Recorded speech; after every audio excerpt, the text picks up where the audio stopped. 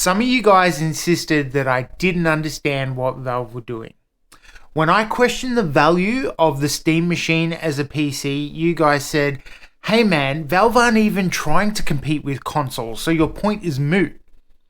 But the biggest criticism I got was, hey man, Valve will never charge over $1,000 for the Steam Machine. No way, not Gabe. So my question to you guys is, now that we all can't afford the Steam Machine, what are we buying instead? And hey, if you can't afford the Steam Machine, don't forget to buy a controller. Okay guys, and I just want to say this right off the top, right? I like Valve too, but I want to talk about a couple of issues with the Steam Machine.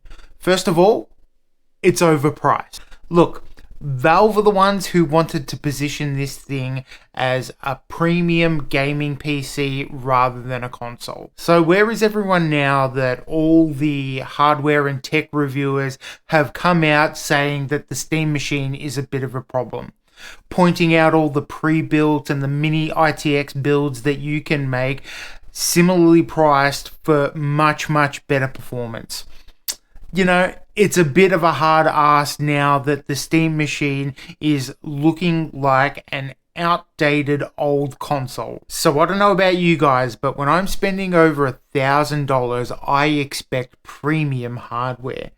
With the Steam Machine, the reality is what you're getting is a very small form factor machine that is quiet, that fits in your living room space and allows you to play some of your Steam library with very compromised hardware, single channel memory, and the heaviest reliance on upscaling to reach the now changed to up to 4K 60 FPS. Issue isn't just that the Steam Machine is expensive. The issue is the Steam Machine doesn't offer anywhere near the performance that's expected for the over $1,000 price point. It's underpowered. The Steam Machine is objectively slow, way slower than the expectations that Valve created. We're talking like we're talking probably 30, 60. I mean, it's a 28 compute unit RDNA 3 GPU. So we're talking like a 6700, kind of slow. You know, that's not going to change the world. We're certainly not talking about gaming at 4K 60 for most of your Steam library. Just get that out of your mind right now. We're even lucky AMD enabled FSR 4.1 just in the last couple of days. So, you know, the promise is just, being held together by band-aids, to be honest with you. And that's what I mean about Valve creating unrealistic expectations. This is how they marketed it to you guys. Some kind of like 4K gaming premium experience with like desktop levels of productivity. I mean, you're getting a 6-core 12-thread RDNA 4 CPU. Nothing to sneeze at, right? Okay, but then you've got the 28 compute unit RDNA 3 GPU, and let's remember it's got 8 gigabytes of VRAM. Then you've got the 16 gigabytes of DDR5 RAM, but it's one stick. You've got it in single channel. So, let's be honest about the performance of something like that. Hey, just want to jump in here and say, if you're enjoying any of the content on Computer Games Hardware, don't buy a Steam Machine, just watch Computer Games Hardware for free. Please like, share, and subscribe. Watching the videos really helps me out, guys. We are pushing real close to that 10K mark. I'm really looking forward to it. Big thank you to all our new subscribers and all you OGs. You know I love ya. Hey, don't worry about the Computer Games Hardware store. It will be back shortly. Thanks for watching, guys. You may get 4K 60 gaming on a game, some games, because when we're talking about a up to premium 4K gaming experience at 60 frames a second, we're talking about FSR 4.1 on like the performance settings. We're talking about frame generation turned on.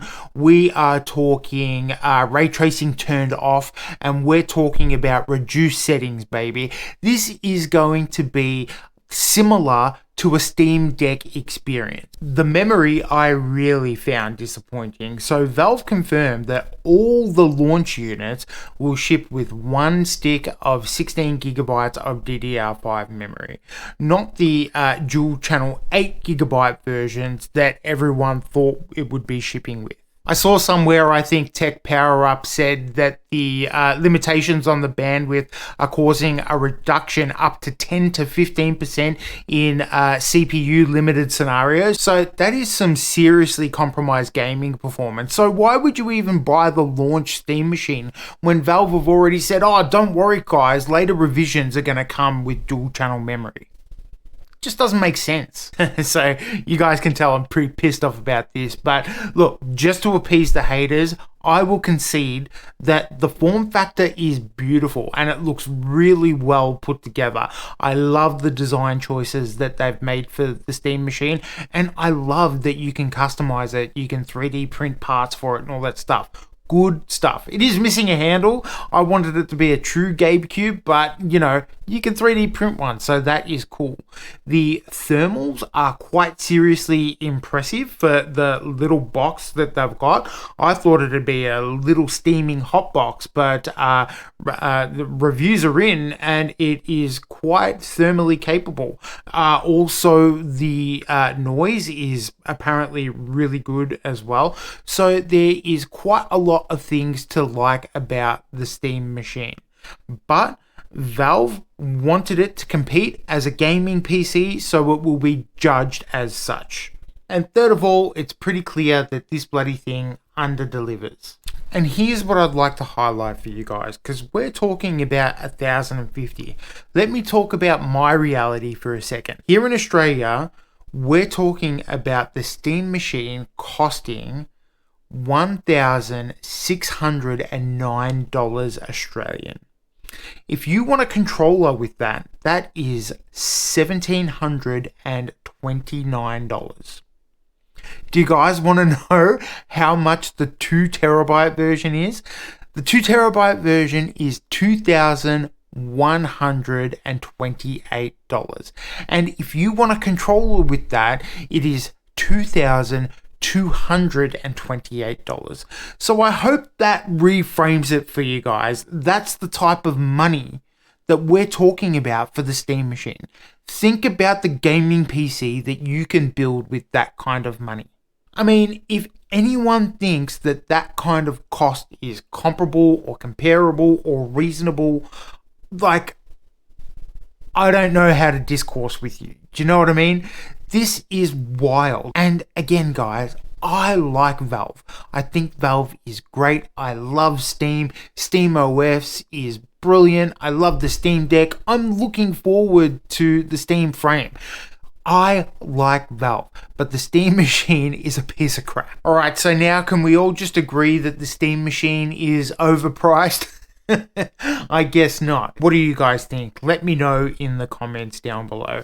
I know all the haters are going to come at me with pitchforks because everyone loves defending Valve, but come on guys, they're already saying that they're going to switch out the configuration as soon as a better one comes available. So, you know, give me a break. Anyway, that's going to do it for this one, guys. I actually had a very good time making this one. I hope you guys had a good time watching it, and I will see you in the next one. Thanks for watching. See you next time.